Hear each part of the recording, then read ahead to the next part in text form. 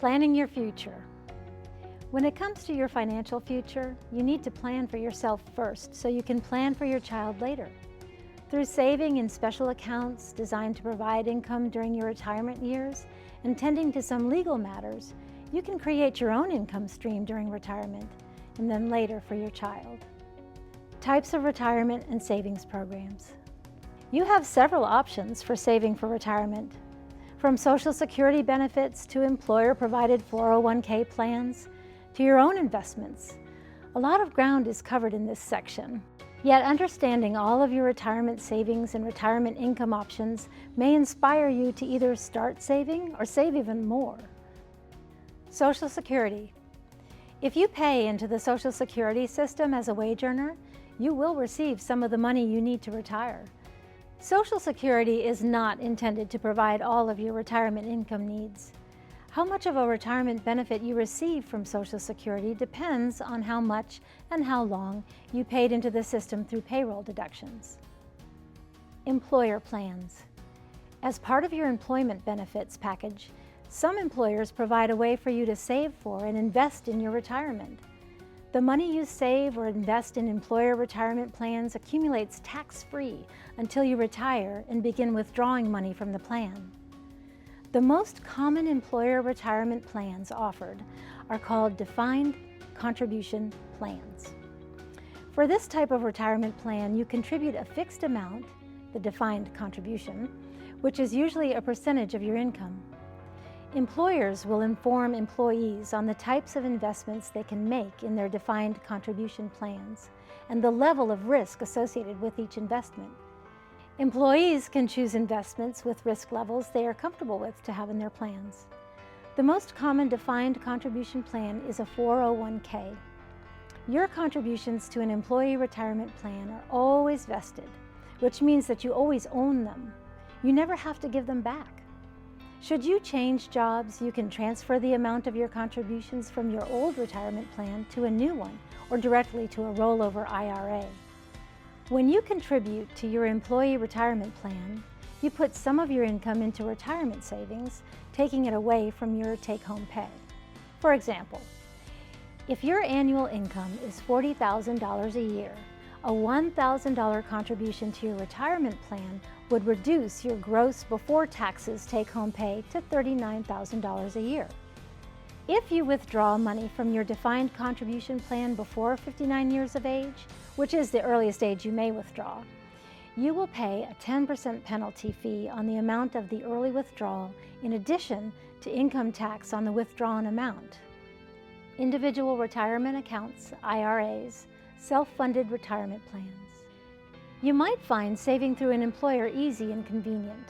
If you never see the money you save in your paycheck, you don't miss it. Saving on your own takes a bit of discipline, but even small amounts saved add up over time. Individual retirement accounts, or IRAs, are a type of self-funded retirement plan.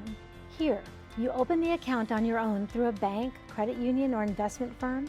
You fund the plan with your after-tax savings rather than the pre-tax income from your earnings or from an employer's matched funds. The IRS regulates how much you may contribute to an IRA each year. Allowable amounts will change over time. Each year, you can contribute any amount up to the maximum amount, and you can contribute at any time during the year. As with employee retirement plans, if you make a withdrawal from an IRA before the age of 59 and a half, you'll pay twice. Once with a 10% early withdrawal penalty, and then again with federal and state income taxes on the amount withdrawn. Personal investments and savings. The more you can save for the future, the more financially secure it will be for you and your child. Many financial advisors suggest investing your personal savings in stocks, bonds, or mutual funds for long-term financial goals. What you decide to invest in depends on an assessment of what your financial needs will be at retirement and your willingness for risk. Speak with a trusted financial advisor for help in selecting appropriate investments for the personal savings you'd like to use for retirement. Your long-term care. It is hard to predict how much help you'll need with day-to-day living activities in your elderly years and how much it will cost, as there are many unknowns. Planning to pay for any long-term care you might need out of pocket can be risky.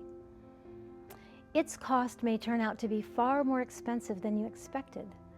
Should that happen, you risk the future of your own well-being along with your ability to care for an adult child with ongoing special care needs. Long-term care insurance policies offer many benefits that assist the elderly with activities of daily living.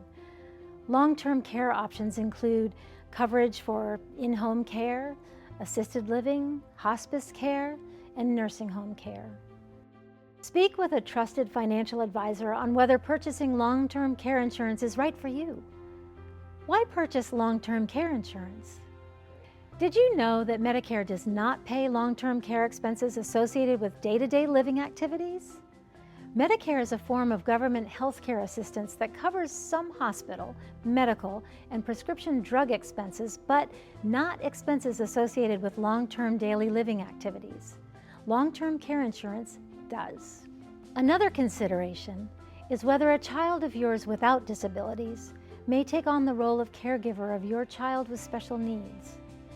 If that occurs, your child caregiver may not be available to tend to your needs during your elder years. Along with protecting your well-being and potentially your child's well-being, long-term care insurance help you also protect and retain your assets that you need to support yourself, your spouse if applicable, and your child's additional needs. What assets remain after you die can be passed on to heirs and to your child's special needs trust.